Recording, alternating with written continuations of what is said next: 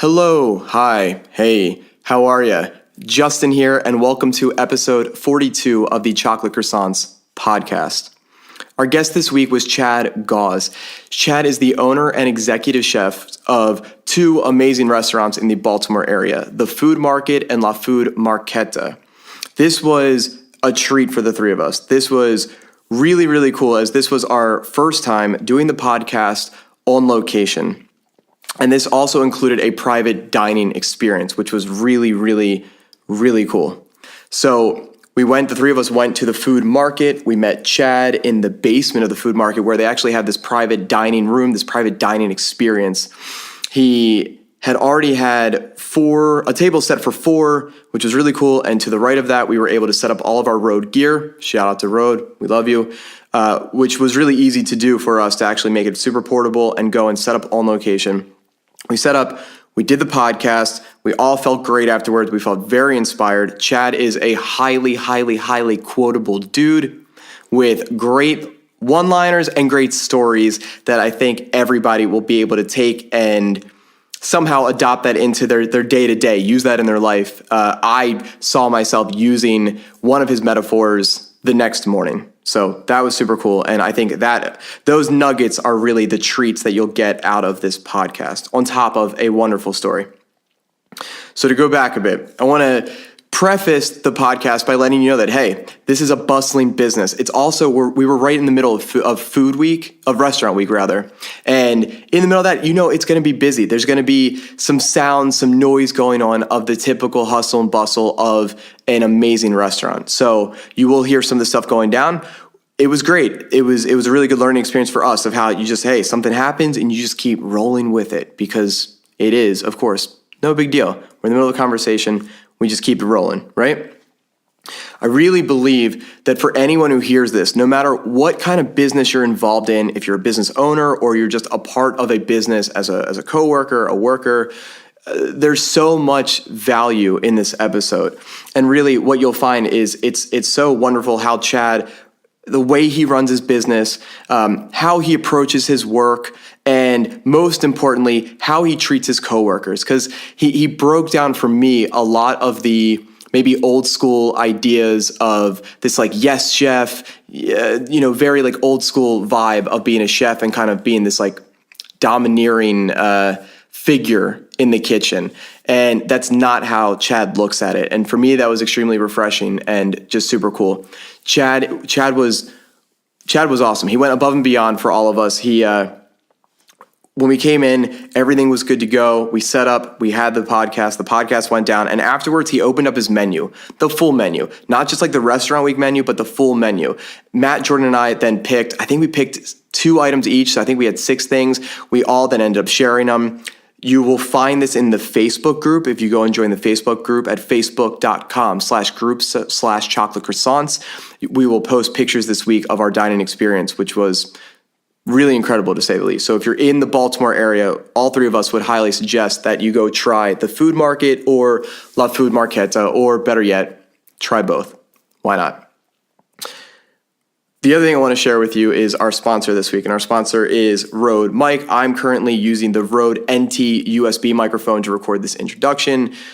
We use the Procaster microphones, if I'm not mistaken, when we are recording, and it was super cool. We were able to take them with us on the go and go do these podcasts remote, which was cool. An experience that I think all 3 of us all left feeling like, whoa, we need to do this more often, because this was freaking great.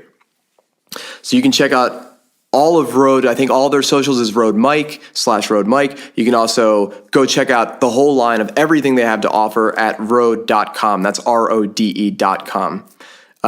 This podcast was awesome. And I really felt super inspired when I left. And I'm just really excited to grow this new friendship with Chad and go try the rest of the entire menu at both La Food Marketa and the Food Market. I'm not going to say without further ado, so I already said it, but whatever. Here it comes, in your ear holes. Get ready, episode 42 of the Chocolate Croissants podcast with the man, owner, and executive chef, Chad Gauss.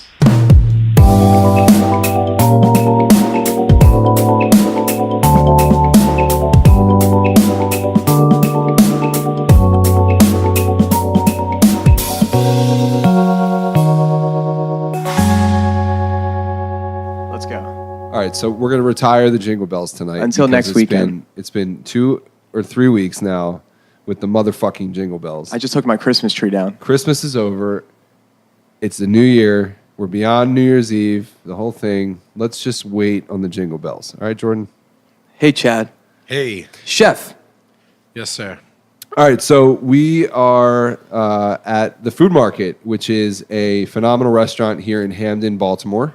And our guest tonight is Chad Gauss, who is the owner and chef of... Gauss.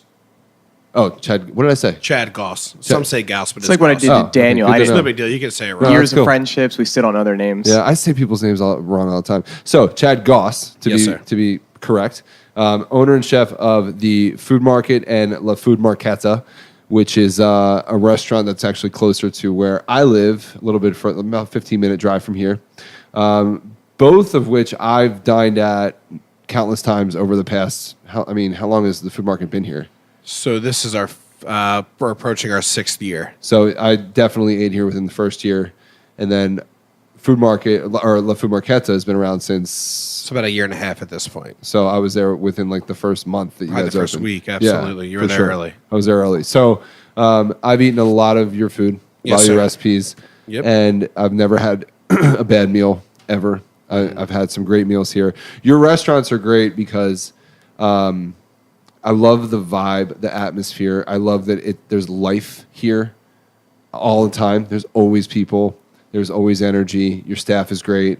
And we were talking a little bit about that. We can dig into your philosophies behind how you run everything and how things kind of get going. But to kick it off, our listeners are from all over the world. So they're not just local Baltimore, Maryland people. These listeners are from all over the world. From how many countries last we checked? I think over 140 have downloaded this thing. Amazing. So it is worldwide.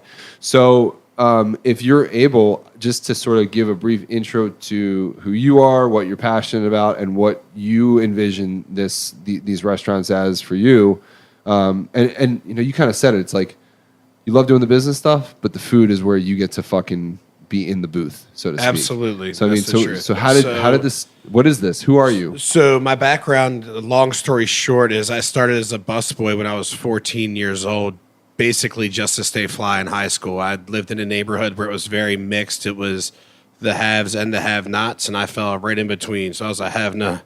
Okay, and with that being said, I wanted every pair of Jordans that were ever released, and I wanted, all the nice clothes, and always being kind of short and fat and overweight, and makes you have to represent yourself to the fullest, with your personal style. So I had to start really early working, and from there I just kept transferring to the next restaurant that just paid better until I finally got to the point where I realized that it was really my calling, to be honest with you. I knew that being a chef was my direction in life because I grew up with a very creative family and a lot of thrift store shopping and repurposing things and making things better and being unique and figuring out uses, and World War II vet grandfathers where you can't waste a spoon of peanut butter. So it's like all the things that it takes to be a chef. It's just my father was a military guy when I was young. I used to take his boots off of him when he came in from work. So like you learn organization is the key to success, and just being polished and being up to par and down to earth and honest and loving and caring and, stubborn and stern and strong and all that stuff at the same time. Oh, by the way, just so you know, we're going to look at each other and put our hands up to speak and make little eye communication with each other. That's just to denote certain timestamps we want to mark down of good shit that you say. Okay. Just so you know. Okay, my bad. Yeah. And don't ever let us break your flow. Yeah. Okay, don't- Yeah, if we throw a finger up, don't try to Okay, cool, throw my it to bad. I us. thought You you just wanted keep to it going. Sorry, we should No, have you just keep it probably going. All good. Did you So- get that timestamp?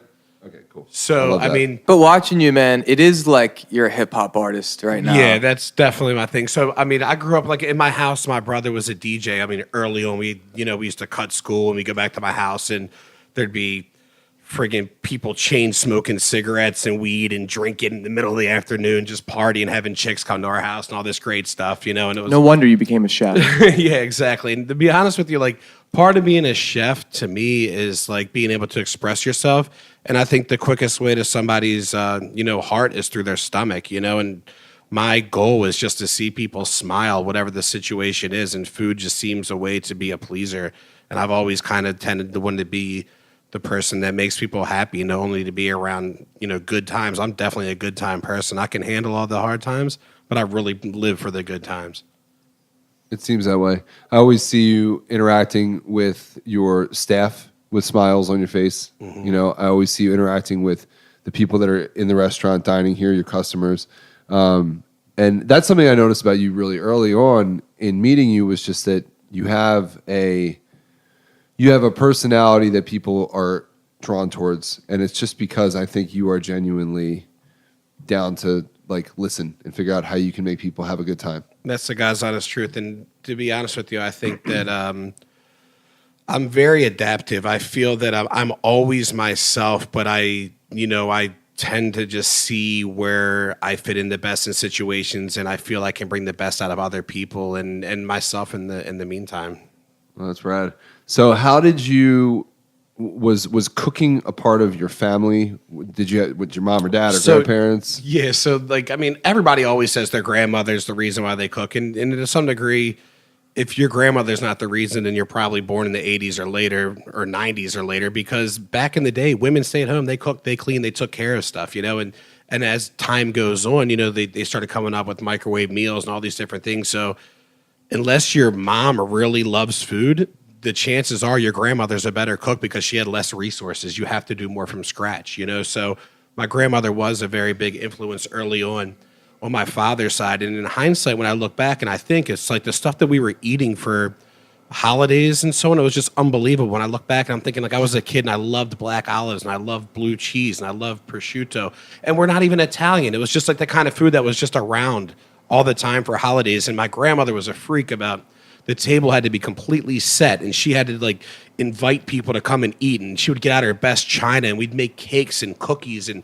I still make the same cookies with my children, with the icing for the holidays and all those great things. And and then on the other side, my grandfather on the other side, the World War II vet, he was so cheap I wasn't even allowed to order orange juice in the restaurant because it was $3 for a carton rather than for a glass. So I had to, make enough money to where I could buy my own orange juice. So that was another really big selling point for me too, is that the business side of being a chef has always been very important to me as well, because I truly believe you work to live rather than live to work. So, my passion is definitely in food, but at the same rate, when you have children and other interests, I love the bass fish. I love just walking around a store and just taking it easy, so you have to have that free time. That's important as well. Yeah, for sure. And then real quick to get back to family and food. Please.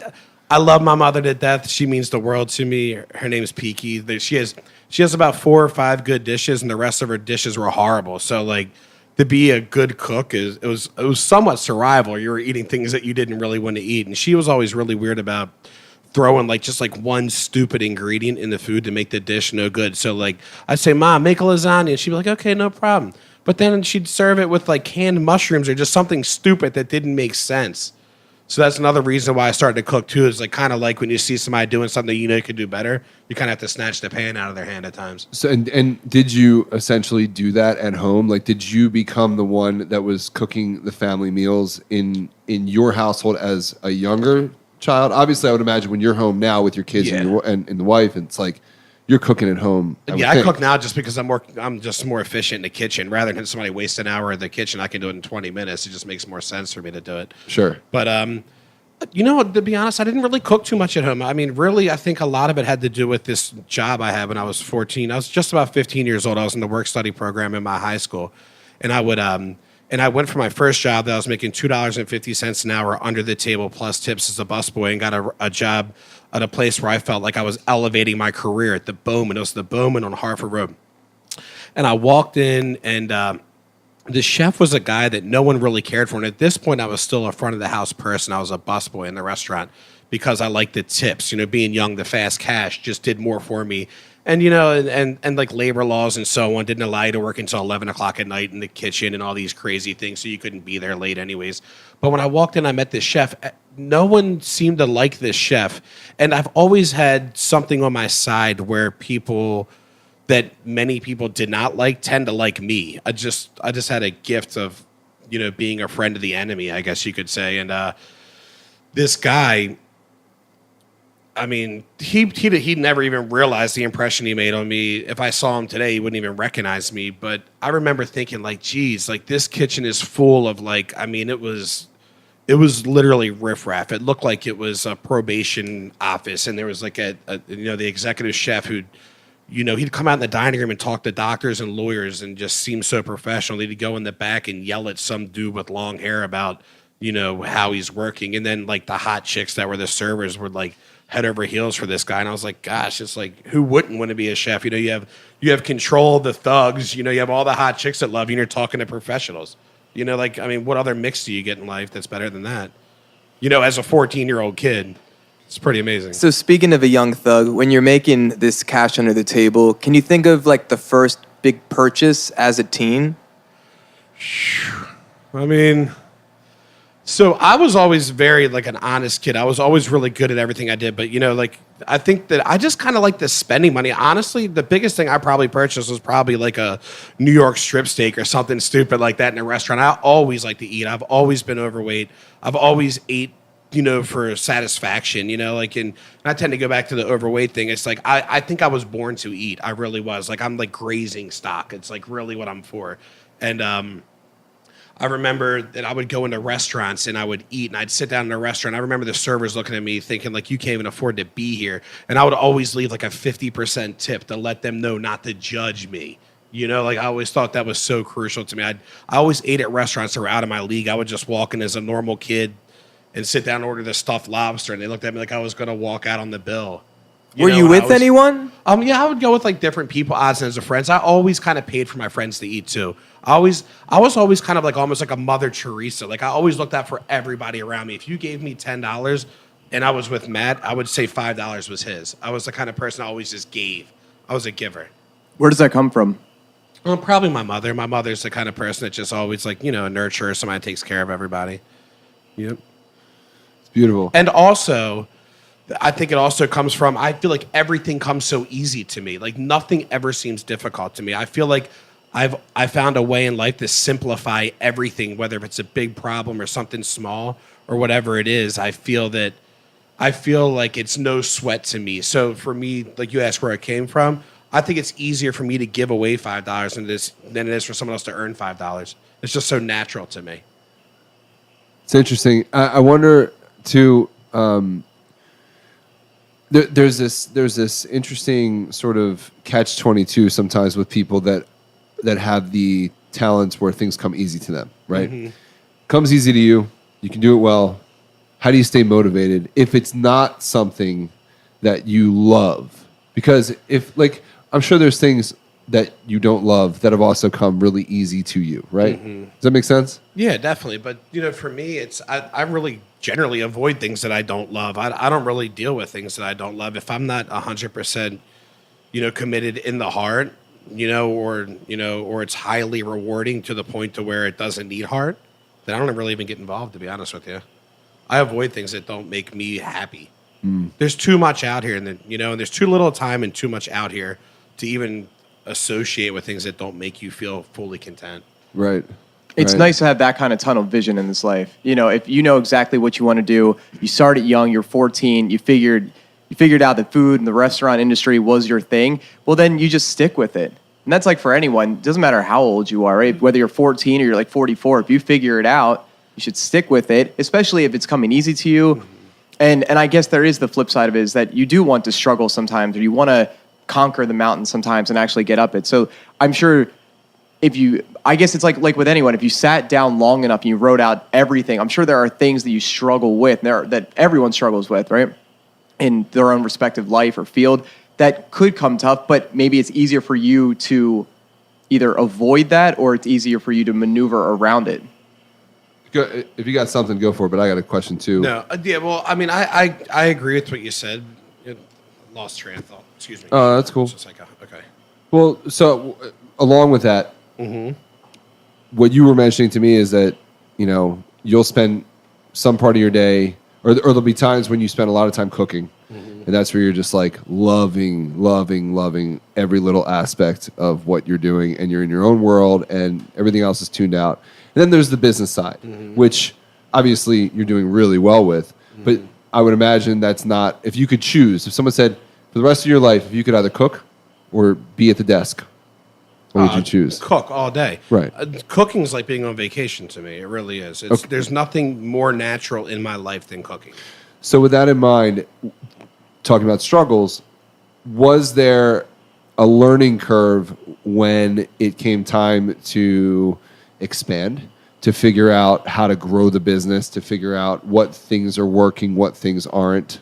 To be honest with you, not at all. Because like one question that was commonly asked to me is when I first opened the food market, people would say, "How does it feel to own a restaurant?" You know, and I said, really, as a chef, if you don't take ownership, you're not going to be successful regardless. So a chef is the owner of the restaurant, even if they're not financially, into the business. If you ask about another restaurant, you don't say, "Hey, who owns the place?" You say, "Who's the chef?" Right? So you're essentially the phantom owner.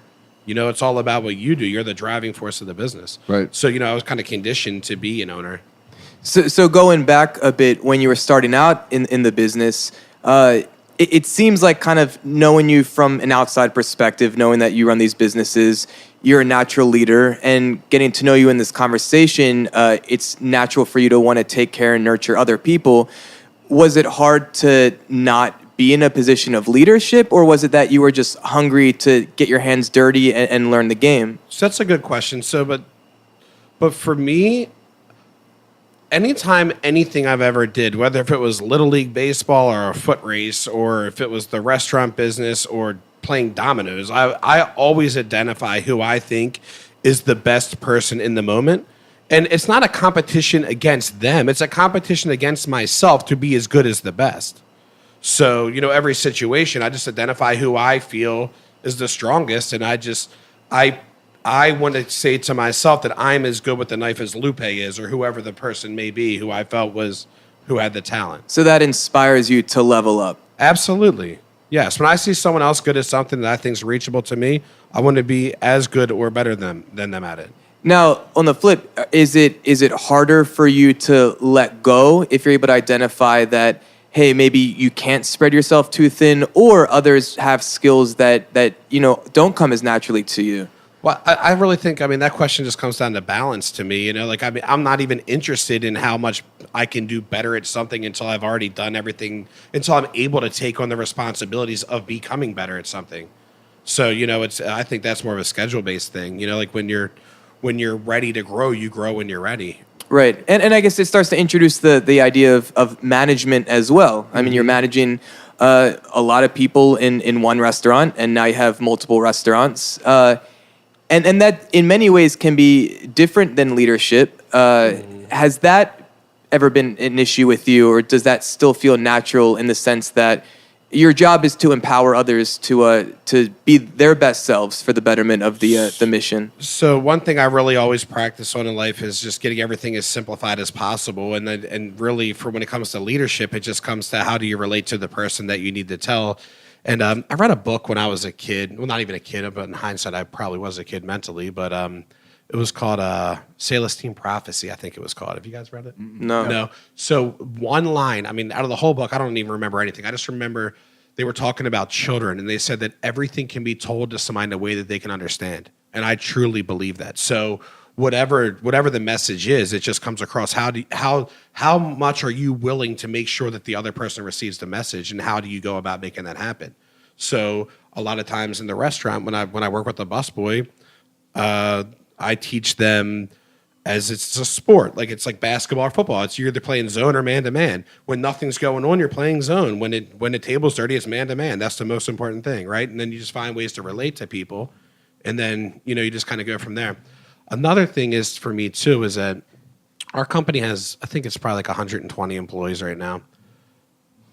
I don't view anybody as an employee because, to be honest with you, nobody works for me. They all work for their paycheck. No one. We just provide an opportunity to earn. We don't hire people other than any reason for them to be paid and to help our business to be stronger. But out of all of it, I've learned that I manage the management. I don't manage the staff. So when I work with the staff, it's just about trying to make them better. Like, for instance, if I walk on the line and somebody's dicing a carrot wrong, I tell the chef that they're not dicing the carrots wrong, and then I show them how to dice a carrot properly. it's not like, hey, you're doing it wrong, or any kind of like power tripping or anything like that. If anything, I think that I'm very humble, and I never admit to being good at really much, just because I feel like you're only as good as your last meal. And food is mood. So even today, I could give you pretzels that you love, and tomorrow they might not be as good because you're not in the mood for the same thing, or mentally something's different, or your chick breaks her friggin' heel on the way in, and then she's upset, or like there's so many reasons to not love what you're eating, right? It's like food is a perfect storm. There's only one reason to really be great when it comes to food, and it really comes down to how you feel about when you're eating it. There's times where if I wanted a Chick-fil-A sandwich, you could give me a 12-course meal by friggin' the 10 Michelin chefs at the same time, and it's not a Chick-fil-A sandwich, right or wrong. When you know what you want, you know what you want. Of course. But then back to the management real quick. I kind of have this like little theory that I came up with. I made this up on my own, and I'm really proud of this. And it's called responsibility is the old maid. You guys ever heard of old maid? Sure. No, Yeah. I have. That's all good. Yeah, I mean, the old maid for sure. So the old maid's a card game, and responsibility is the old maid. That means anytime that I have responsibility, it's my job to find responsibility at home. Once I find responsibility at home, I keep my eye on that responsibility to make sure it never, ever comes back to me again. And if it does come back to me again, I just find it another new home and just keep my eye on it all over again. So it starts a new process. So essentially, my businesses have a lot going on, but I'm pretty much bored in general because I don't hold any responsibility. My only responsibility is to manage responsibility. So anything I have to do twice, I find a new home for someone else to do it. So that's how I'm constantly ready to grow. I love that. That's sorry. Go ahead. No, go and ahead. what I'm impressed by is just you have these I guess mental models of I was really impressed just the way that you kind of see the people that work quote for you or with you, and words matter, right? So you wouldn't say they work for you. When people tell me and they that's work for my me, I point. swear I'm not kidding. I put my hands over my ears. It's like, and I put my fingers on their lips. I'm like, don't say that. Like you're giving me too much power. Nobody works for me. You work for your paycheck. You work to earn. You work to have a nicer home. You work for new bed sheets. You work for whatever it is that makes you content. Right, and words matter. So Absolutely. the difference of that one word, and you're providing, these men and women a model where they see themselves in the organization at these restaurants. I don't let people call me chef. I don't let people call me boss. If somebody uses the word boss in my name, my last name is Gauss. It rhymes with boss. People say Gauss boss, and it's gross to me. I can't stand it. Like I don't want to be anybody's boss. My responsibilities are to be the manager. A manager is a hired position. A boss is power. Okay, I am never, ever, ever going to take another person's power away from them. Like we're all individually powerful, and we all individually work for ourselves. Everyone's an entrepreneur in their own way. You're the entrepreneur of the salad station, and basically I'm the landlord and you're the renter. The second you screw up, I got to talk about it, right? So does that make sense to you guys? But is this all in the service of trying to empower everyone that's working around you? Absolutely. Because like another thing I always say, I wrote a manifesto that has 13 management styles by myself, and one of them is, people always say to me, they always say, why do you ask if that's cool? Like I'll say, hey, do you mind peeling these shrimp? Is that cool? And they say, why do you ask if it's cool? You're the boss. I say, in the first place, I'm not the boss. And secondly, if you are not happy with peeling these shrimp, I'm just going to have 10 pounds of fucked up shrimp. I don't want fucked up shrimp. So if you're not happy with the work that I'm asking you to do, I'm not going to get the results high enough to my expectations. So would you then, in that scenario, if someone was honest enough to say, man, like, I don't think that's my thing, would you have a deeper conversation with them? Okay, tell me what it is. No, I'll find someone else to do it, and then I'll figure out what makes it work for you. Because like, what I mean is, what would you do with that person? So I mean, in the first place, there's always so much work. There's always something else to do, and there's always people around. You know, like, so there's plenty of people to do the work, but there's a tipping point in your brain as a chef. I mean, I went through a phase at one point where like I felt like patting a hamburger was below me, or like like putting mayonnaise in a side container by the 200 at a time just seemed so below me. But then when you realize the farther you go, is that even putting mayonnaise in a ramen can be done to perfection, and making a hamburger can be done to perfection. And then when you start chasing perfection, it's a whole nother world. Then you don't mind doing things, and then like everything you do, you just want everything you do to come out to be perfect. And then once you're at that stage, it really doesn't matter anymore.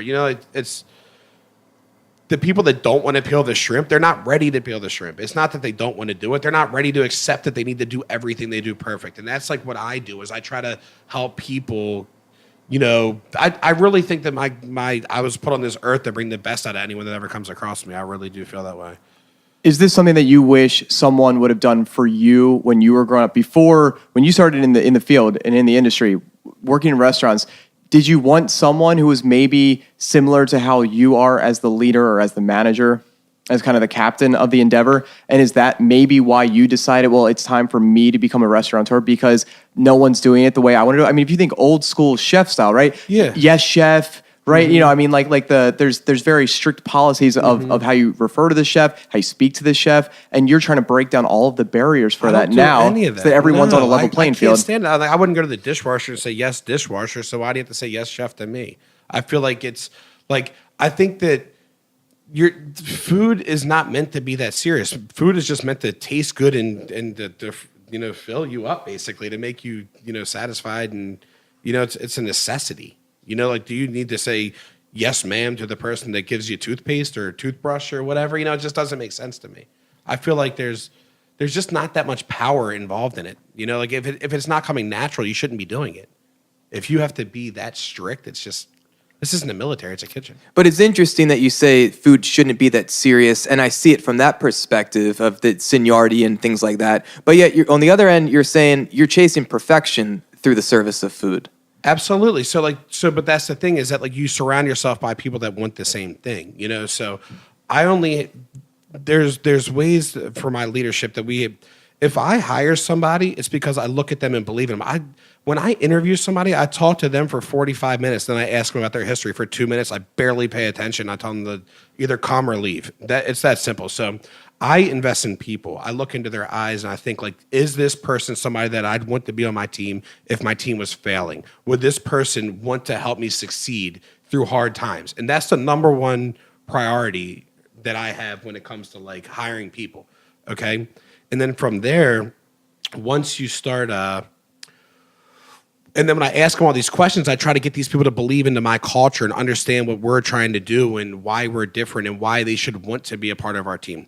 I've had people say to me, I'll say, how much do you want to start? And they say $13 an hour. I say, okay, I'll give you 15. I'll see you tomorrow. And I overpay people because I'd rather people catch up to the $1 or $2 less, or the $1 or $2 more than they feel they're worth, than to pay them $1 or $2 less than they're worth and then get $1 or $2 less of performance. Make sense? So like I like of course. That. So that's a good lesson there too. I mean, you're teaching people to value themselves higher. Absolutely, but then or to step up your game because I value you higher. Yeah, so like or you should be reevaluating. So like to get back to what I was saying, I'm sorry I drifted a little bit. That's part of being a chef too. I was just kind of drifting. Sorry. But, Dude, you've got all kinds of shit going on. Yeah, it's nonstop. So when it comes to hiring somebody, the second I hire somebody, I tell myself, I say, it's my job to make this person successful. I throw every resource I have at this person and try my hardest.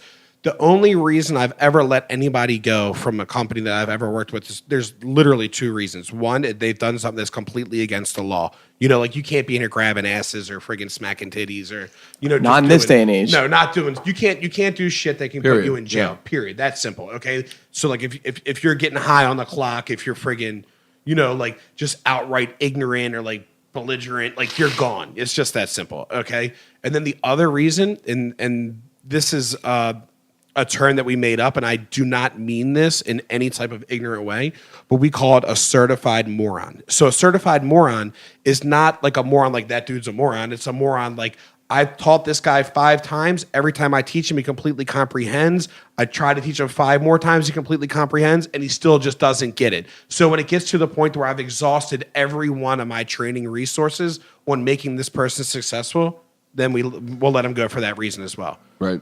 And that makes sense. The certification comes after at least giving them a real shot, trying. Oh, helping. we'll waste so many resources, because we've already invested into people. And also, too, I've had people that have tried to quit this place after 3 months of being here that I thought they weren't good enough, and I've offered them more money to stay. I don't, and even when they suck, because I can't let them leave here and put my name on their resume saying, I worked for Chad at the food market. and they suck. I don't want my brand to leave this building until I feel that I'm 100% certain that my people that have worked with me can carry on excellence elsewhere. So this goes back to something that you were saying before. I think before the mics were live, we were talking about how you basically have built this place based on everything that you didn't like from every other place you've been in. You know, Absolutely. Like you've. So were those places that you worked, or is it something that you go and still you drive around, you try this new place, you travel, you try this new place, and you just see things all the time? It's all of everything. So, like, I mean, you know, like I said, I reference myself as overweight. I always say I'm short and fat with no neck. If you put me in a friggin' tuxedo shirt and a tie, I feel like a dickhead. How good of a job can I do if I feel like a dickhead? You can't. Right? So, Yeah. like, therefore, we let people be themselves. So, like, we have very simple attire. We're like, hey, wear a black shirt and jeans and, you know, skid-resistant shoes. And, like, whatever comes out in that, you know, when you're able to be yourself, you perform better. That's Yeah. a great blueprint for so many people. Anyone who's managing other people, you know, it's you maybe want the uniformity because you have to look a certain way just to be presentable in the place where you are. But at the same time, you've got to be yourself. Well, and that should give you the utmost confidence to then be able to put out the best work. That's why I chose Hamden for our first and hopefully our flagship restaurant over the longevity of my career. But it was because Hamden was a place where I truly felt that I could be myself, and then being able to be myself allowed my surrounding of people that I work with to be themselves as well, and that was really important to me. It makes sense. You referenced the culture here with respect to the hiring process and introducing, those potential people about the culture. What is the culture? What's your vision for a culture that you'd like to introduce here? I mean, honestly, like our up the par, down the earth. That's our most important thing here. It said that no one's territorial, that this is everybody's ship, and that we all just have to constantly get along and be the best we can be, work through our issues. Brilliant basics. That's another big one for me as well. I just want everything to be the best that you can do. The culture here is that simple. To be yourself and be the best that you can be. And if you're anything less than 100%, let me know. That's simple. When you think of that vision, what dish comes to mind? What dish comes to mind at the vision? Ugh. If you're talking about, be yourself and do everything that you put into this. So, like, the first dish that really came to my mind in that sense was, I can't stand cooking pasta for the most part. I feel like even if you add multiple layers of flavor, it still becomes one-dimensional as you eat through the dish. But years ago, I did a dish called spaghetti and crab meatballs. It's the first dish that comes to my mind when it comes to, like, kind of expressing myself, like kind of like a Baltimore kid that wanted to take, like, something that was familiar, but make it my own. So, like, I really feel like I have a knack for making classics my own. Like, on the menu now, too, we have a dish called French onion rings. It's like a wordplay kind of thing, but that's right up my alley. It's just something that you're very familiar with, but done in a way that would make other people think, why didn't I think of that? That's kind of my goal with food. Makes sense. Kind of describing the culture before, it kind of helps illuminate me just checking out the two websites before coming here. And this is what really stood out in the copy on the website.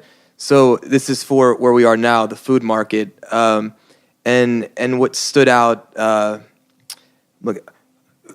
food market focuses on approachable, serious comfort food. So approachable. And then La Marketa, the copy as I pull it up on my phone, where is it? It's technology, right? Again, same honest, approachable dining experience, and but there was something more specific. Fun, comforting, and here it is, easily understood. That's what I was looking for. So approachable and easily understood, and that is what I really appreciate about what you do, but also the way that you're trying to express yourself to the public. Because Matt and Justin, they're into food. They're, quote, foodies. I'm not. And so sometimes I could go to a restaurant that is, quote, fine dining and be intimidated or just not really feel like it resonates with me or it's speaking to me. The copy that you chose for both of those websites make me feel welcome and make me feel like I'm going to have an elevated dining experience? So a rule of thumb that I came up with for cooking is I need to please everybody from my grandmom to Gordon Ramsay. That's very important to me.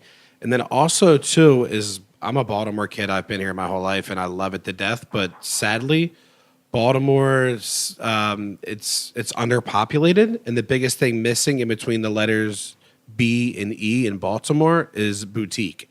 So you get too boutique, and then you really hurt your business. Yeah, I love that. I feel like the first time I came in here, I felt like you knew, and we didn't meet, and we didn't meet in person. I felt like you knew me in terms of someone knocking on the door. Come in. Come in. Who is it? I'll go answer it. Go Can we answer answer it? I'll answer it. What the hell? I got it. So this is actually a good time to let. I don't think we let everybody know that we're actually in the private kitchen of the food market. Right, which is one of the things that I wanted to ask Chad about. Checking out the website, there's this whole private experience that's offered. Right. This guy right here, I gave him my business card 5 years ago. Okay. Wait, come. Yeah, talking to the mic. The guy that just walked in the room, his name's Ronnie. He came. I met him in a Chipotle 5 years ago. I liked the way he worked. I gave him my business card. He never called me. 5 years later, his brother-in-law started working here. I asked him if he had a friend. This guy shows up, and he still had my business card in his wallet. Wow. Serendipitous. for you, man. You're right. Pretty amazing, isn't it? I was just gonna say that every time I've eaten here, I've just felt like you know me. Uh-huh. Right? That's fucked up. Yeah. In a good way. Absolutely. It's like I look at the menu and it's like, yeah, this is everything I want. I saw on Instagram the other day your churro waffle for at Marketa for brunch. It's like, yeah, I want chicken and waffles. I don't want chicken and waffles with gravy. Absolutely I want chicken not. and No waffles way. with sweet, Exactly. delicious. I want the balance of Absolutely. crunchy, Yes. like spicy Sweet, chicken spicy, salty. with yeah. a sweet waffle. I Absolutely. never think of it as a dish that comes with gravy. I always think of it as it's syrup. no offense to anybody who makes that shit, but it's disgusting to me. Like a waffle I agree. is sweet and light and Absolutely. it's fluffy, and then you get the chicken to balance it. So I haven't had that dish yet, and I've been dying to fucking have it. So I got to get in there. But point is, there's so many other things on the menu that on both menus that I look at and I'm like, this motherfucker understands people. So He that understands dish people you're that wanna talking eat about is good food. Jonte's dish. So Jonte's my chef at Marketa. So basically, Jonte started at the bottom with me here, and we worked our way to the top together. And then we opened Marketa to give him an opportunity to be an executive chef. And I think that dish you're talking about. Another thing is too is I never ever ever ever ever take credit for something that's not mine, and that dish Fair is enough. not mine. Fair enough, but So- either way, what I like is you understand what I'm saying. Oh, about it. absolutely. You get Of it. course, definitely. So like we need to appeal to everybody, and that's the business sense in me. So when I was younger and I was a chef, I always kind of cooked what made me happy. And then I realized, you're not cooking for yourself, you're cooking for other people. If I wanted to, and at the end of the day, like I said earlier, you work to live. And I feel that my earning capabilities are much stronger than me being a struggling chef because I'm trying to please myself. So I found a way to find comfort in the chaos by cooking what other people want, but making it my own. So I fell in love with the style that the people wanted rather than what I wanted to do. And then from there, other than that, I'd be a trial attorney or something. I'd just make eggs Benedict in my beach house for you. If I just wanted to be, a chef that did my own thing. But at the same time, do you now, with that balance, love the food that you make as well? Would you eat your dishes? I love the food that we do. I really, really do. All the food that we cook and prepare, I know it's soul satisfying. And there's no doubt in my mind that every dish we do is good. Yeah. Okay. Because It's I food agree. I love to eat. It's food I love to eat. That's good. Yeah. And what another thing real quick that's cool is, in Baltimore there's a pretty good foodie scene. Absolutely. There's the people that kind of have made names for themselves as local foodies, and you're friends with all of them, Absolutely. and they know what's up, and that's Yeah. you kind of get that badge of honor when you get some of these guys that with their Instagram pages, the Slay the Menus, Andrew, Brian Stander, you get Beej, all these Absolutely. guys that know their shit and they love what you're doing. Absolutely. So, like I said, I mean, that's the business side of me is cooking for the people that want to buy food. Yeah. Wouldn't that play into just elevating your game? Because I mean, you said this before. Like if you were playing whatever kind of game against someone else, it's like you might want to figure out how to keep redoing that just so that you can maybe be the best as well. But it's like you could learn from all these people around you if they're all your peers. It's like if you could hang out, like elevate your game by hanging out with all those around you who are elevated, in their field, the same field that you're in. Wouldn't that make sense? Because then it would just help you to elevate what you're doing. Absolutely, definitely, that's true. For sure. I'm curious. We've now had multiple chefs and restaurant owners on Chocolate Croissants, all through Matt. So take me to when you guys first met each other. I mean, Matt, do you just go out and eat and then you fall in love with the place and a dish and you just ask to talk to the chef? Typically, I mean, yeah, but I don't even remember when we met the first time. I think I remember when I met you. So I remember it was early on in the early days at, I think it was at Marketa when I met you the first time. And I think I knew of you, but I remember Andrew Finkelstein was at the restaurant and he was like, there's a super famous drummer at the bar right now. Make sure everything's awesome for him. And I said, look, man, if he was on heroin, I'm going to make it awesome for him. I don't care who it is. I want everybody to eat like a king. That's so important. And I appreciate your sentiment on that because I shouldn't be treated any different than anybody else. No, we're all humans. So, like, absolutely. I just want a good meal. To me, everybody with the money to afford their menu item that they're choosing is on a pedestal. It doesn't matter who it is. That's simple. Absolutely. There's no favoritism in food. Yeah, and I don't know if it was I don't remember the specific day, but yes, I remember. Was that the night that we took a picture? It was me, you, and John. Yeah, they asked me that they asked you to take a photo with this post on Instagram. That's what it was. Yeah. So try to get our business going. Yeah, right. Thank you. Yeah, Definitely. Sure, anytime. I don't know if I helped at all, but they asked you to post a picture on Instagram. That's and then it's just like I find places that I like and I stick to it because I won't go to any of these restaurants that I love and just get the one thing on the menu. If I love the restaurant and I love the culture, I like what you're doing, I'm going to try all the food because I like food and I want to try different tastes, and that's fun. That's the most fun thing in the world to me. Definitely. So, I think that like kind of the piggyback on what you're saying, and we have a lot of guests that constantly come to our restaurant that believe in our culture and so on. I think really when with food, you find that one dish that you love and then you find faith in the restaurant, then you start trusting the restaurant, and then like kind of like whatever they put on the menu, like you're willing to try it. Like I wouldn't walk into a restaurant for the first time and order the venison unless I knew it was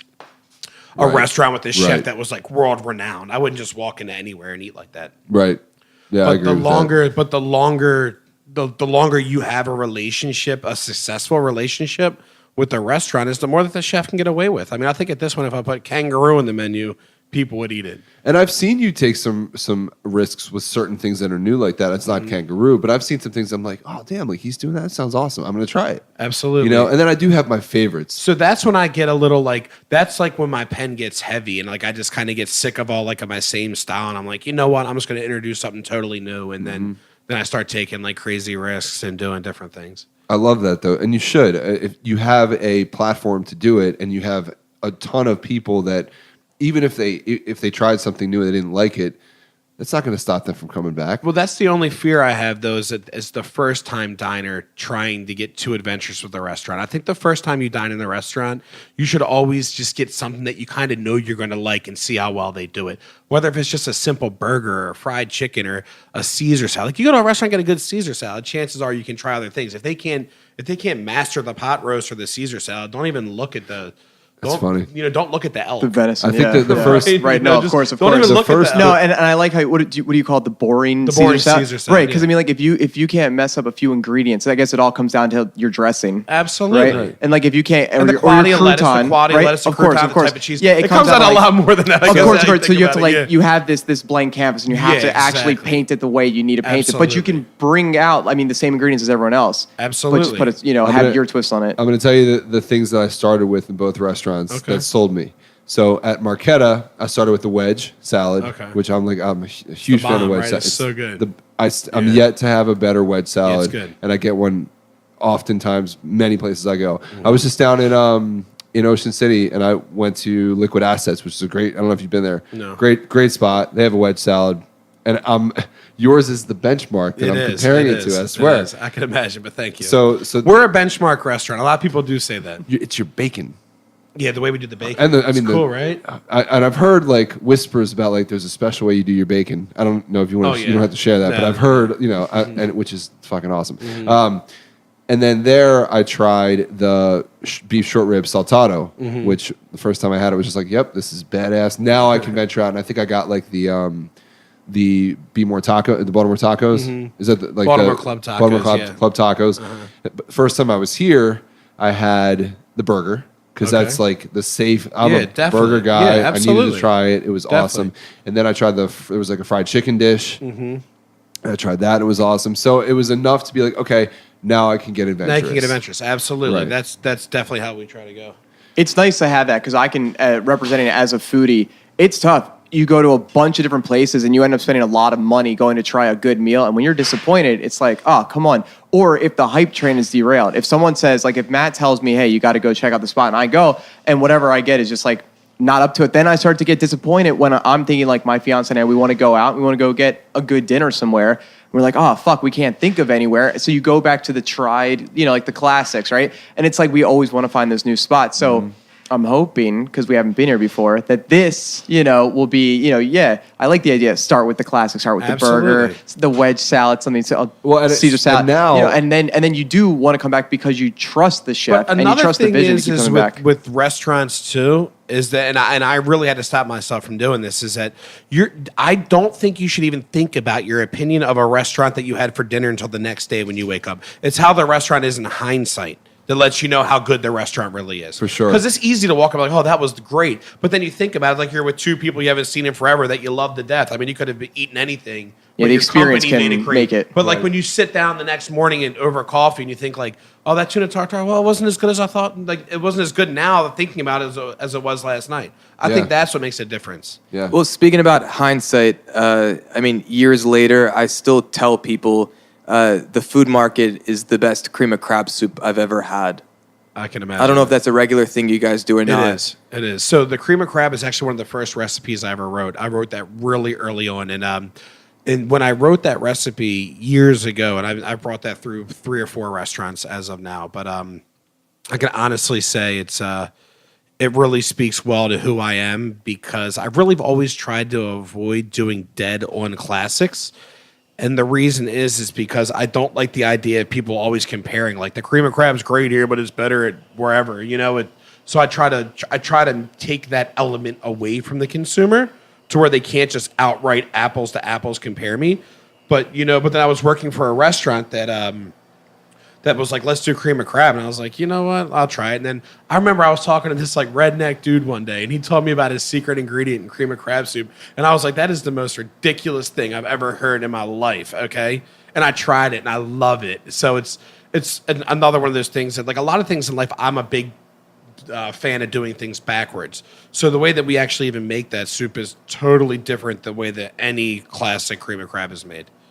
Did you think of that one ingredient the way that your mom would try to throw that one ingredient in and just fuck it all up? Not as intense because it made more sense than the way my mother cooked. It just didn't seem to make sense. It seemed like almost like gross to me.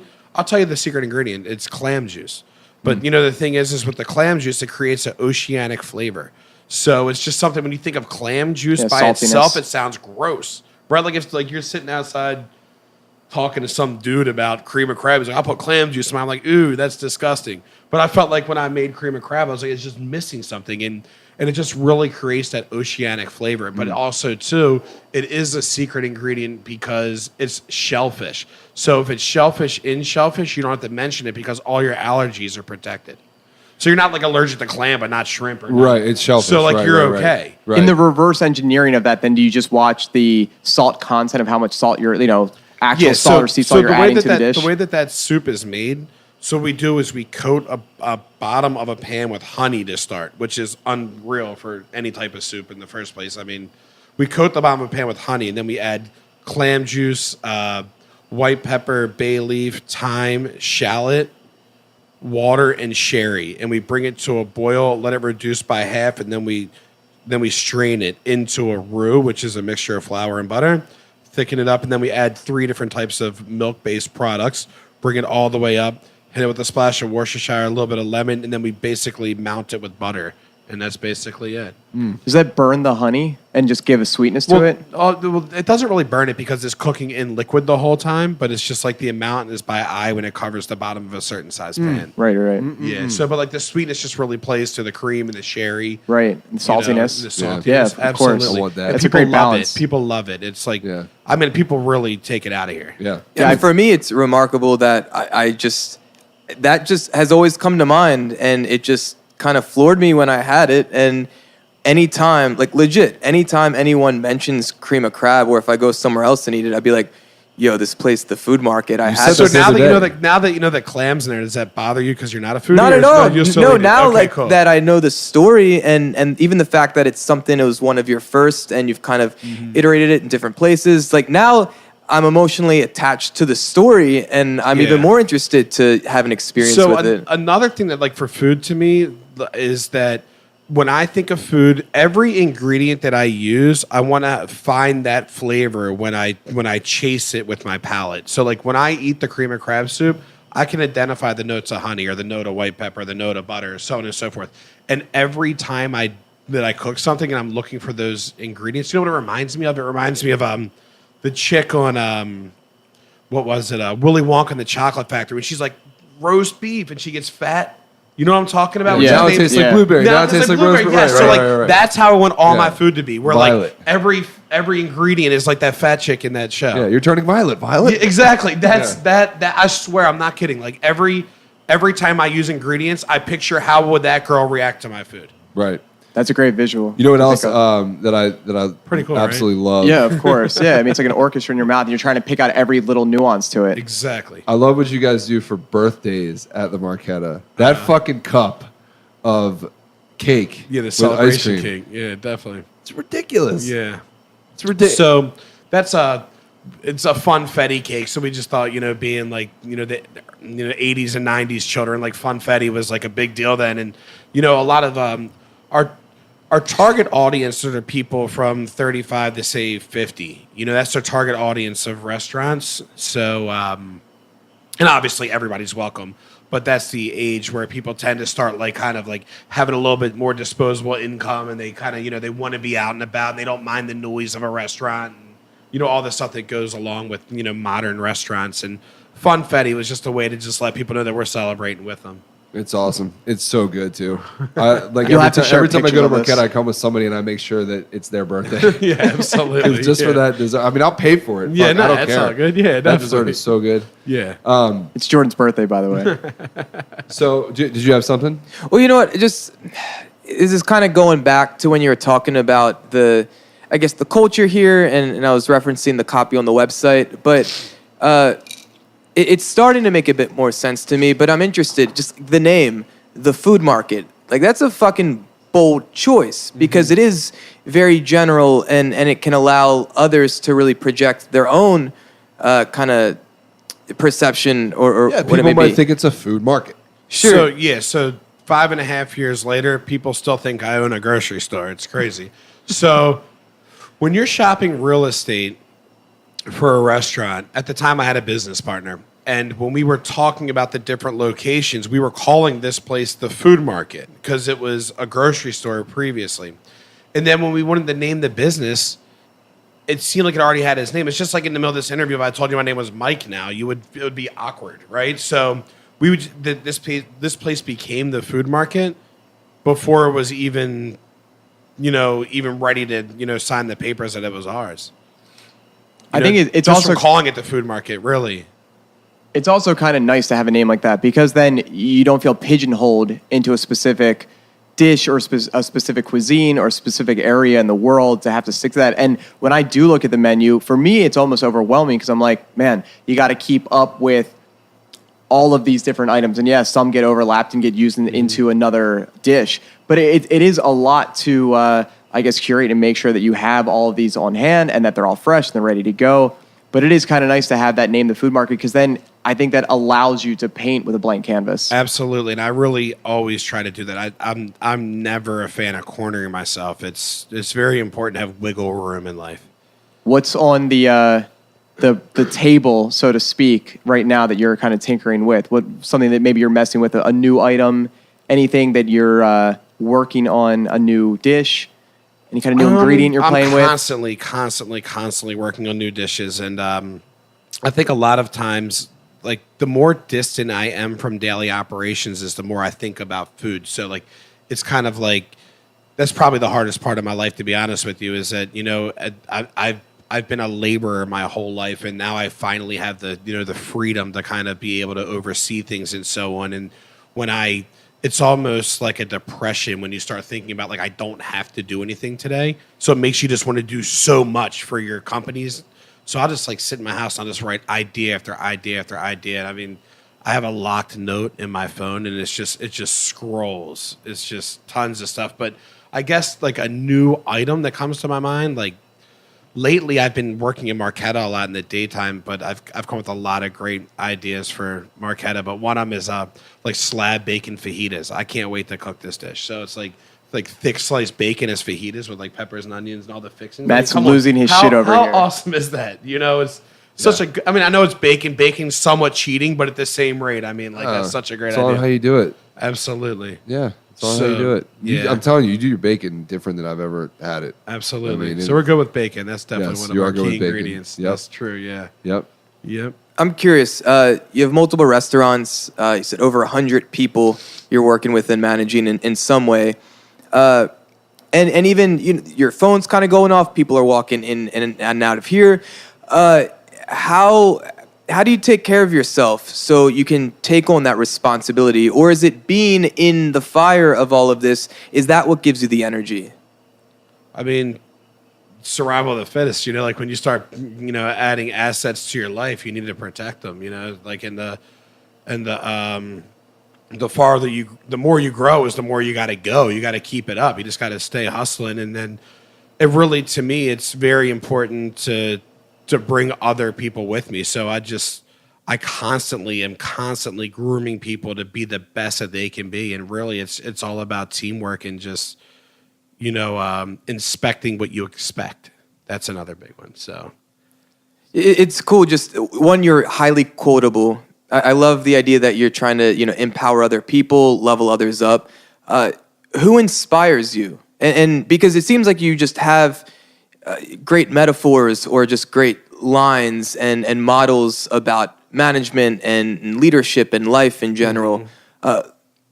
Do you have mentors? Do you read or follow anyone kind of in those lanes? I honestly wish. I'm ashamed to say that I do not read enough. I should definitely read more. I think that I guess that's kind of a tough question for me because I really try to live my life with horse blinders on, so I think for myself. I get inspiration from the craziest places and the weirdest places. And like yesterday, I left a dentist appointment, and when I walked out, I seen a dude with like a really tall dude, and he had a World War II hat on, and I could have just walked out the door, but I decided to sit down and add my appointments to my phone there rather than in my car like I normally would have, and I just start talking to this dude.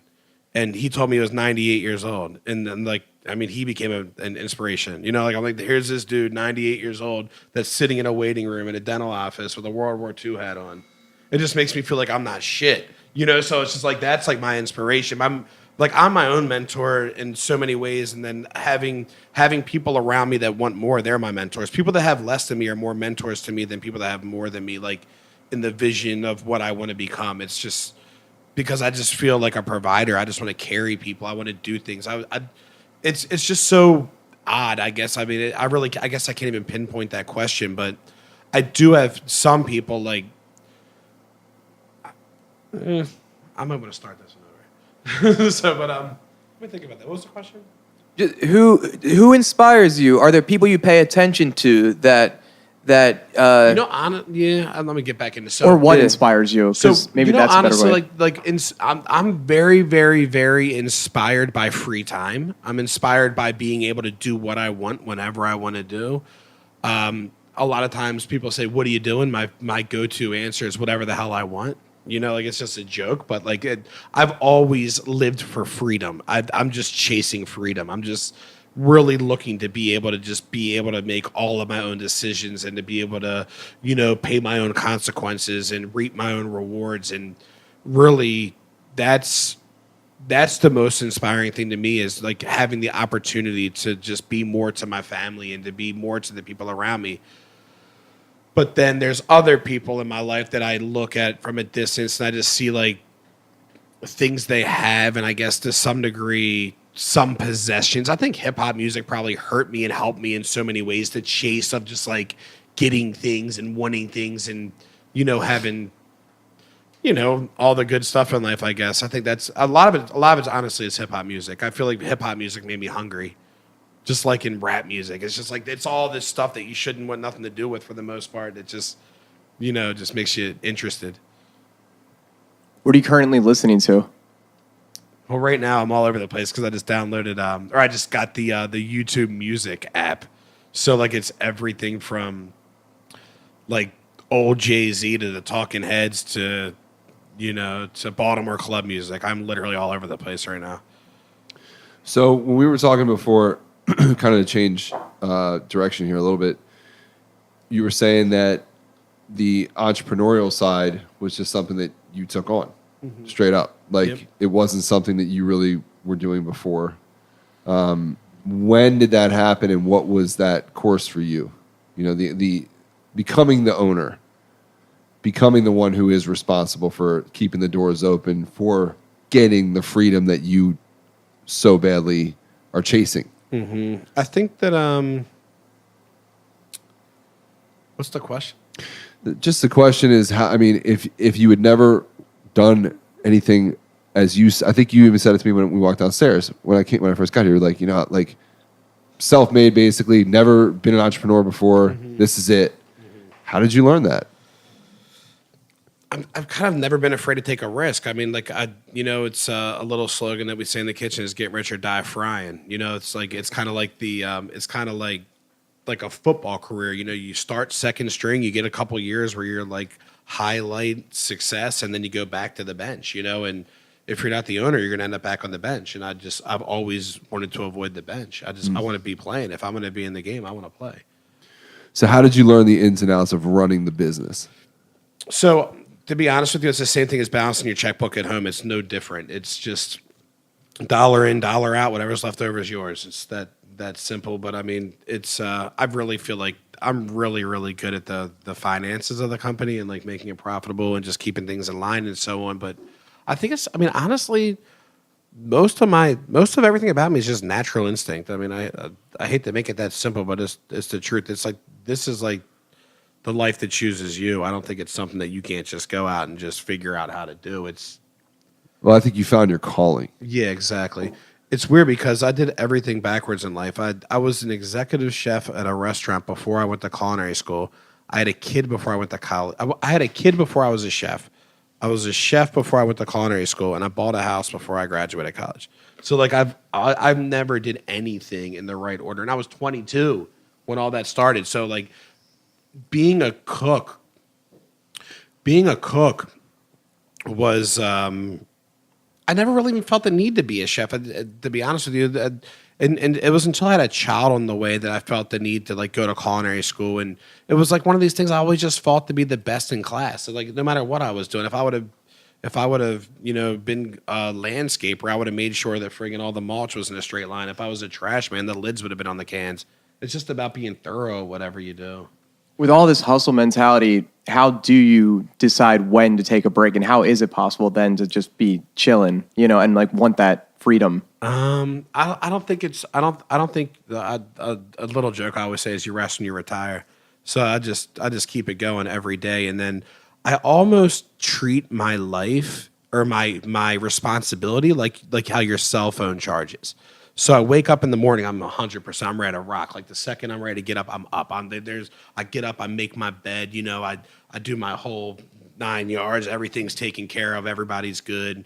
Make breakfast for the kids, whatever it takes. I always start my day strong, and then by the time I even walk out my house, it's like 98%. It's just like the cell phone battery. And then, But you said that to me when we were talking the other day. You're like, "Can we do this early?" Like that's when my battery is charged. Yeah, exactly. I shine in the morning. Like I'm a morning person. And then What percentage are you at right now of your battery? right now I'm probably at 60%, maybe a little less, probably 50%. Do you ever recharge in the middle of the day? Yeah, so midday coffees, that's important to me too. Yeah, so Got we it. do the midday coffee, and then we just kind of like play around. Sometimes 72%. break, yeah, just get back up a little bit, But and then by the time I walk in my house, once I'm under 50, you're dead to me. It's like you're just dead. It's under 50. It's like you just need a charge. You're not the best you can be. And then by the time I get to my home, it's kind of like I'll walk in the house and my wife will want to talk. I'll be like, yeah, wait till the morning. Just because I've already let all of my responsibility go for the day. By the time I get in my house, I'm kind of like done with my cell phone. I'm done with my responsibilities for the day, and I'm kind of just over everything. So I guess that's my free time. So it's always like not a race, but like it's not like a race to get there. But my goal is to get to the end of my responsibilities every day so I get that freedom. Do you look at life as a thing where maybe you will work your ass off super hard every single day, drain the battery until you're, say, 60, 65, and then you'll just want to just say, cash it all in. I just want to chill. I'm good. I've done it all. I've hustled hard for 40 years now. Let me just do my own thing and just chill? I think most people would say they would do that, but I think that most people that are like me will probably hustle to the end. I think that's like, I always wanted to be the owner. Now I want to be the investor. When I'm the investor, I want to be the bank. It's just never going to stop. I see that, yeah.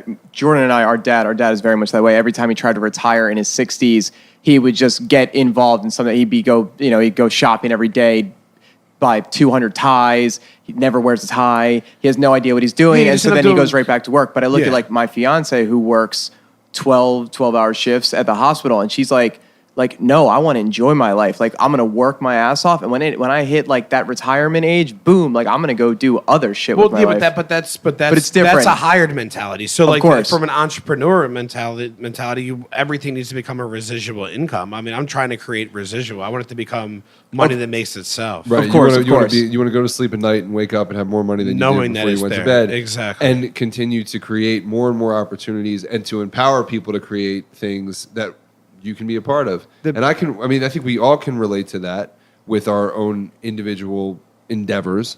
But that's what drives me every day. Not the financial part, just the ability to create something new that helps people that then comes back and allows me to do more. For the most part, the finances are just the money part of it is just the reward to risk and effort. It's not like anything else to it. It's not like I need this money. Right. I'm not out here trying to get this money or anything crazy, But at the same rate, I think that the biggest like a big thing in life is that with the money from a business, one of the biggest things I've learned from the money side is that this is good or bad, but it's once you create your own gold, you got to protect your gold, right? So like if you don't have any gold, you just live without gold and you just kind of live, But like once you create gold, you have to find out more ways to get gold so you can protect the gold you have. Right. Once you have gold, you don't want to live without gold. Right. Oh no, right or wrong, it's you don't want to go back down. Exactly. You don't want to slide back down. Exactly. But so another thing that I wanted to mention, because this is something that seems like you just started doing, at least to my knowledge, these bigger events, like you had the Taco Palooza, which was charity benefit, right? Yep. And then the smoke show. Smoke show, yep. Can you talk a little bit about the philosophy behind that? Is that just the part of you that wants to give and give and give and create a good experience? So I do a ton of charity work. That's something that I really like to do, and I feel like that's my way of advertising is getting out and talking to people face to face. It's like a picture in a magazine never does anything for me. So when you're at these events, you're forcing yourself to be out there with the people, and you're forced to like create these relationships. I hate to use the word force, but like I said, I'm a morning person. If we did breakfast events, I'd be everybody's best friend in the world. So you make an event after 5 o'clock. It's like you need to keep your energy high to get out there to be with people. And I think that like the event thing to me is more or less about sense of community. I love community. I think just having people out and about together and just having a good time is just very important to me. That's cool. That's great. What are some of the things that you have on the horizon as far as that side of things go? So this year we're going to be doing Taco Palooza again, which is going to be bigger and better than ever, which is pretty awesome. And are you doing it in the same thing? So it's going to be it's going to be July 3rd. So every year, as of now, we're going to continuously do it on the 3rd of July. We feel like the 4th of July is more of like a family day, so the 3rd's like a chance to get out and kind of, have a break. And then a lot of people have said to me it's a bad time to have an event because so many people leave out of town. I completely disagree. I think everybody that stays home is dying for something to do when you don't Smart. go away. So And it was bumping last year. absolutely Sold it out. was so much fun. Yeah, it was great. I was talking to you. I couldn't even get there, but I was talking to you. You're like, we'll figure it out. I'll get you in the back door. Like, just come. Just come. Yeah, for real. Like Yeah. it was so. I had people that were coming up to like the gate and saying, "I'll give you $1,000 for 4 tickets," and 4 tickets only cost $200. Like they were like willing to like do anything to get into the event. That's awesome. That's great. Speaking of community, Okay. so we have our own community as well through the podcast. It's a group on Facebook. For anyone that's listening who's not familiar, it's facebook.com/groups/chocolate croissants. For every episode, we announce who the guest is going to be prior, and then we take questions. So there's a couple questions that came in from our community for you specifically. So I want to read at least one of them now because there's 2 main ones that I think really stand out. Okay. So from Joe Hamilton, who is a good buddy of all of ours, who actually works with us on the podcast. He does a lot of our audio editing and so forth. He asked, so obviously a lot of restaurants exist, which means a lot of competition. Do you ever put a conscious effort and time into working out how to set yourself apart? Or do you just trust that being true to yourself and your art will be enough to rise above the rest? I believe that if you view anyone to be more competition that you feel that you are to yourself, you're not cut out to be an entrepreneur. It's that simple. So I mean, competition is not even something I even talk about. Well, and that's interesting because we've had Chef Neil Howe, we've had Chef Josh White from Smoke, Yep. and these are people that you've worked with now, right? Like We're friends, and they're friends. And you could look at that and say, "Oh, they're competition," and no, it's like There's room for everybody. there's room for everybody. The 'cause tide everybody- rises all ships, Absolutely, and I love, and it's funny. These are the 3 probably most eaten at restaurants for me in Baltimore. Like the 3, and that's probably why I Why you reached asked out them to to you come on. guys to come on. But it's awesome that you guys are also friends and do shit Yeah, together. they're my boys. Yeah, I mean, it's just absolutely. it's so great to see Definitely. that sense of community there I mean, too. I hear people talk about competition all the time. I mean, yeah, there's competition and people are, I mean, it is a real thing and there's plenty of people out there, but you just have to be better than the worst. You have to be above the average. And it's I mean, if you don't feel that you want to be that already naturally, you shouldn't even be involved. And I'm sure you see those 2 guys in particular, and obviously there's many others, but you see those 2 guys hustling their asses off in their small Absolutely. kitchens, Definitely. creating shit that's continuously badass. I don't know if True. you've had Josh's chicken salad yet, but you should go have Josh's Yeah, chicken absolutely. salad. I've His heard. chicken salad sandwich is ridiculous. I've heard. I've had some stuff that Neil's been cooking up recently that's just out of this world. We went there when Finn was here, when Finn was telling me how good I mean, it's something simple. was. Yeah, Like Finn went and quinoa got salad. the quinoa bowl quinoa bowl. for breakfast. Have you had that over there? That's what I got when I went with you. Yeah, that's what It's you got awesome. too. Yeah, I mean, so it's just I don't know. I love that. I love art. I think food is my favorite kind of art Absolutely. because it's not. You get to look at it. Well, it hits on every sense. You get to double dip. Absolutely. You right. get everything you want. You get out to keep of it. going back Absolutely. to it. You can keep Right. going back to the well, which is nice. Definitely. You get Yep. to- It doesn't run dry. And it's Yeah. kind of nice to think of the 3 chefs you're speaking of, that everybody has their own thing going on. Well, yeah, and You know, even for 'cause, me, like- one thing with food, like I was saying, everything needs to be soul satisfying. I try to make my portions to where when you eat the last bite, you wish there was one more. That's another thing that's like really important Yeah. to me with food too. So like you have to chase that love for your food. That's smart because For, it kees them you know, coming for back. time afterwards. You know, Exactly. like, oh shit, I wanted one more bite. Well, cool, I'm coming Yeah, back. You know, I'll be exactly. back in 3 days. I Exactly. need that one more Yeah. bite. Yep. So there's 2 more things I really want to touch on, and then if there's anything else you want to dig into, and you guys as well. But there's two things. So one, as I was mentioning, I actually got a hold of your book. I read through it myself, which I thought was great that there were stories behind it. You really showcased the staff. I mean, you can see absolutely. that like Definitely. it's not just about you or Jonte.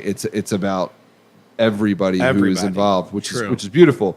But I gifted it to my girlfriend's father for Christmas because he's a chef. He is all about family. He's all about telling stories, and he absolutely loved it. And I think people should know that you have a cookbook out there that is more than just simple recipes. Have you done some press on that, or is there specifically anything you want to say about it? Yeah, so the cookbook just came basically from an Instagram post that I posted this picture of a manifesto that I wrote, and a woman reached out to me and said, you should write a cookbook. And I think every chef always says they're going to write a cookbook one day. And I believe in doing everything I say I'm going to do, and the opportunity was there, so I just jumped on it right away, and I worked with a woman that helped me organize the book. And after opening Marketa, I actually wrote that book within the first year of opening Marketa. So look, long story short, I moved into a brand new house after living in the same house for 13 years. 6 days later, I opened Marketa. 3 months later, I wrote a book. So, which is like anybody in the restaurant business would say you're crazy for even moving and opening a restaurant at the same time is kind of like impossible. Yeah. You know, but I remember you telling me that, I think. Yeah. I remember, and then the book was like, I felt like I owed the food market something because I was at Marketa so much that I just felt not like distant from food market, but I just felt like there was just something I wanted to give it. Like when I came back, when I felt like I was free enough to come back to the food market, I wanted to come bearing gifts. And like writing the book was kind of the way that it was like being away on a travel. You know, you come home for the family, you want to give them something. Sure. That's kind of like what the book was. It was giving the food market my soul. Where can people get the book who aren't local? So as of right now, I decided I'm not going to print anymore. I sold 1,000 copies in less than 4 weeks. No shit. Wow. I'm done. So impressive. I'm done. Sold them all myself. That's incredible. So that's your old school hip hop hustle Yes, like mentality. Jay-Z out the back of right? the car. It was, Right, yes. it was $40, right? 30. 30? Yeah. Even So I so. sold 30 grand worth of them. It's fucking So awesome. that's good, yeah, in less than 4 weeks. But I had people, I published it myself. I did everything myself. The book was Man. 100% made in Maryland. Okay? So glad I got a copy. It was printed in Hagerstown. Now you don't have any more? It was. He doesn't have. He's not. I mean, unless you. I have like unless you- 20 copies stashed. I'll give you one. Okay. Well, no, I mean, I got. I mean, I got You have it. yours? Yeah, yeah, yeah. Oh, you're good The- then. the good We're ones then. need one. Yeah. But the thing is, I thought that when I would talk to publishers, they just want to give you so little, and I was like, my audience is larger than my local audience. Will be able to recuperate at a lot faster rate than what they're trying to do. But I do have some plans for down the road because I really enjoyed the process of writing a book, and I think it's cool to kind of like be like an author to some degree. It's just kind of fun. It's just another layer to what I'm doing with myself. But my goal was to actually take a lot of the food market's content out of the book, add another 100 recipes to it, a little more content about myself as a chef and about my companies and so on. And then at that point, give it to a publisher and then make it a national release. Yeah. Okay. But like Well, that book was by me for Baltimore, for the people that know me. It wasn't for some dude sitting in another state. Like that's a soul book. It's like it's a heart book. That's great. Well, let us know when you do go to that next step because Absolutely. we want to talk about it. for Yeah, sure. of course. When you release a book like that and you're thinking of a national release, what chefs does doing something of that trajectory remind you of? Are there celebrity chefs or chefs who are famous that you've followed their trajectory, or you just enjoy what they do, and you maybe releasing that puts you somewhat around the say Mount Rushmore of chefs? I mean, I hate to say this because I really I'm more inspired by people that I communicate with directly. Like I'm not really a big fan style person. So even for Instagram, a lot of people follow me. A lot of people that follow me that I know that I don't follow back because I don't really know them in depth. I only want to be involved with people that I feel like I really know. And then until we have a relationship that's organic and natural, then I start caring about the depths of thing. And I swear, 5 years ago, if you would have asked me a question about anything other than food, you would have thought I was a moron. Honestly, I knew nothing about anything. My brother told me when I was younger, he said, man, just do one thing, learn everything about it, and be the best you can at it. And I took it literally, So, I mean, I wouldn't even have known who the friggin' mayor was in the city. That's how distant I was from the world. It was That's just smart. me and food. That's Yeah. smart. You Learn know? something get so good at something before you do something else. Absolutely. I didn't want to be, Yeah. I've never wanted to be a jack of all trades or kind of know a little bit about everything. That's never been my thing. So I just always wanted to just be the best that I could be at what I do. That was so much more important. It's so interesting hearing that because that is somewhat of what I was thinking when I looked at the menu. If it really was just you and there wasn't this whole team of chefs curating, putting together these recipes, honing them, and making sure that every time they go out, they're up to a certain standard and all this other stuff that goes into it. I would think, man, that's like what a jack of all trades. But it's like people do really love that specialist, that master of something. Yeah, but then when you work with people, you get them on the same page as you. So I mean, I can go upstairs and say to my chef right now, apples, Chinese, tuna, Cajun, pickles, and just bang it out. Yeah. Sweet potato, and he's like, okay, spring roll. Apples, they have the vocabulary. Yeah, you have the vocabulary for it. Of course, you have to start to get the. You develop that by practicing. And the sound of food is so important to me. I love the sound of food. I feel like people always say you eat with your eyes. I don't think that's true. I think you eat with your vision, like before it even gets to your eyes. Like when you read the menu, like the way that it sounds when you read the menu is the first step of how it's really going to be. It's not. It's not when you see the food. You're not standing there. It's not like it's like a conveyor belt letting all the dishes pass you to grab it. It's the way you read. You read it, right? So, and my goal is to just read fun and to where it sounds really good, but I want to deliver great. And I think that really plays into the copy that Jordan was speaking of, so that anyone who comes in here, even if you have no idea about food and how to balance a dish and all these other things that go into it, if you read it and it jumps off the page, then you're probably in the right place. It's funny because as you were saying that, I was thinking like the literal sound of food, and I was thinking like you must have been a Rice Krispies kid.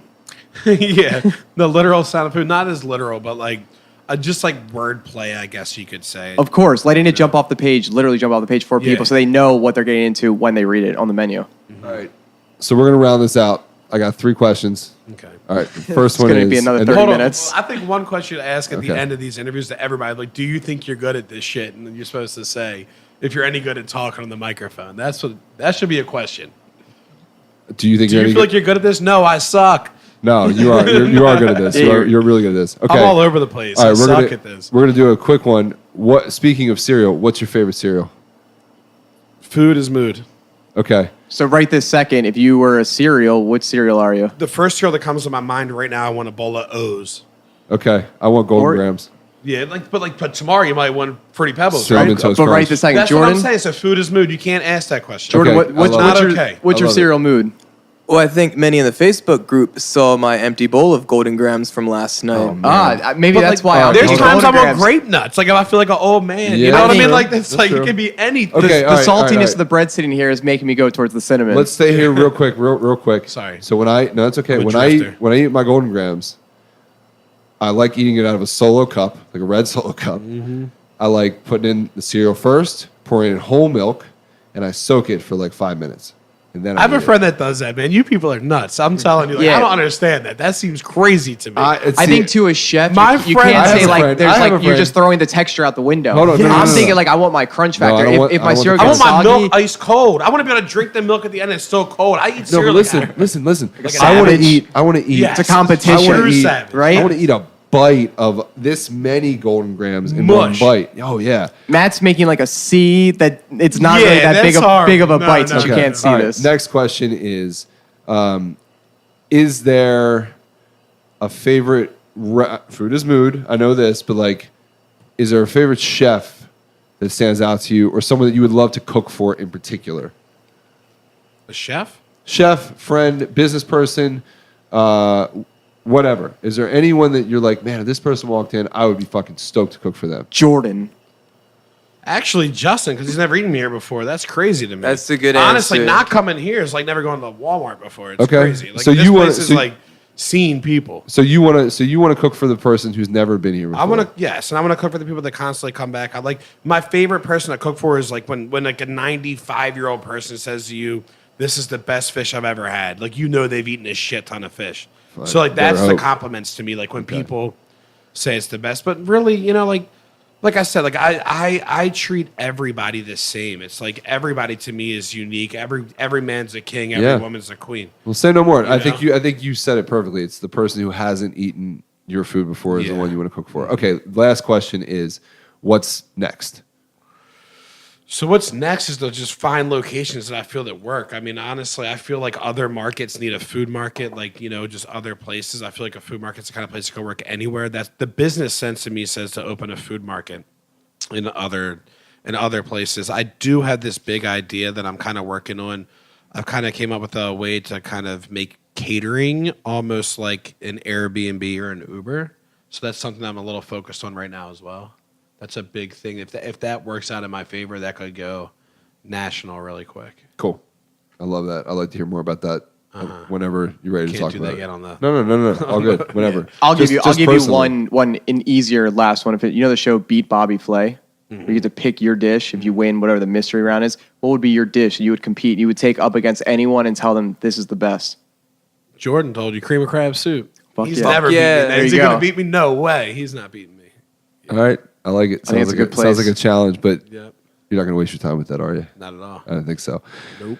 All right. Well, this was awesome. I really enjoyed getting to know you more, hearing about what makes you tick.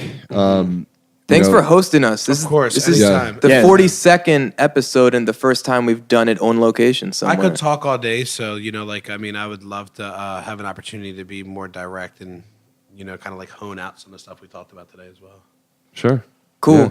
And I know you were being, humble or whatnot, but you were a wonderful guest, and I'll tell you why. Beyond the fact that your story is inspirational, and like I said earlier, you do have a way with words, and the imagery and just kind of these different models you have for life are very inspiring. But you, from the moment that I shook your hand, you just feel like yourself.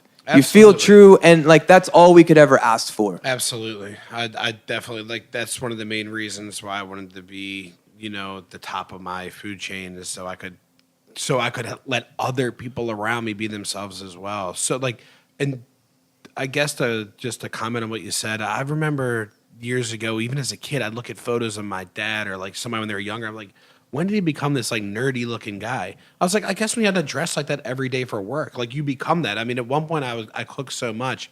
If I would have went to court for murder trial, I'd wear my chef coat because that's how I felt the most comfortable, But being able to show up as myself every day allows me to be myself, and then to top it off in my line of work, you grow older in responsibility, but not in personality, which is really, really, really a blessing to be able to live like you're young, but on the front end, but on the back end, protect yourself like you're, maturing at the rate you're supposed to. Yeah. I love that. Well, fuck yeah. Good shit, man. That was a Thank great. you, that's- guys. Yeah, I man, don't really, think really we- solid. I don't think we need much of a closer there. We're gonna tag on a outro to this separately. Okay. I think. Unless Well, you wanna I do want it to say now. real quick because we always mention the Facebook group one last time in the outro, and I just want to mention Brianna Ingram from New Jersey. We kind of answered a lot of the questions that she had already, but she did mention that I guess she lives in New Jersey, but she's been to the food market before and loved it. So it's just really cool to see how we have this community digitally, but yet we're having the guests and creating content, and this the way these things connect. To me, it's just really inspiring. So if you're not a part of the group just yet, facebook.com/groups/chocolate croissants. iTunes, Apple Podcasts, that's where you can subscribe to this podcast. That way, it downloads if you're connected to Wi-Fi every late Sunday night, early Monday morning. So when you take that commute to work or you're in the gym or the shower, wherever you may be, you don't have to use your data. Also at iTunes, that's where you can rate and leave a review for Chocolate Croissants. That helps us a lot. We want to thank Rode Microphones for sponsoring episode 42. We want to thank you one more time, Chef Chad Gauss. Yes, sir. Thank you. My man. Yeah, you were wonderful. It was fun. Thank you. And there's a lot of value. I mean, if we kind of like went through the 90 minutes we just recorded, just as far as 15-second audio snippets, 3-minute stories. I mean, there's a gold mine which you shared with thousands of people all over the world over the past hour and a half. So well done on that, and thank you. Yeah, this is one of my favorites for sure. Thanks, man. Yeah, I agree Yep. with that. Cool. love it. Thank you, guys. I could talk all day. Cool. So we're gonna eat do it. now. Love this stuff. We'll do it I again. love it. Cool. We'll do it again. Yeah, It's let's time eat. to Have eat. fun. Let's Absolutely. eat. We'll Thank you, document guys. some of this stuff so people Yep. can see what they're doing. Yeah. If you're in the Baltimore area, you're not from here, and you want to feel like home, I suggest you come visit Dr. Chad over here. Absolutely. Thank you, guys. All right, Yeah. so everyone paying attention to this, again, we're always grateful for your attention. We love you for the support. Episode 43 is next week, but we will see you in the Facebook group later today. And until then, Eat a lot of chocolate croissants. bye-bye.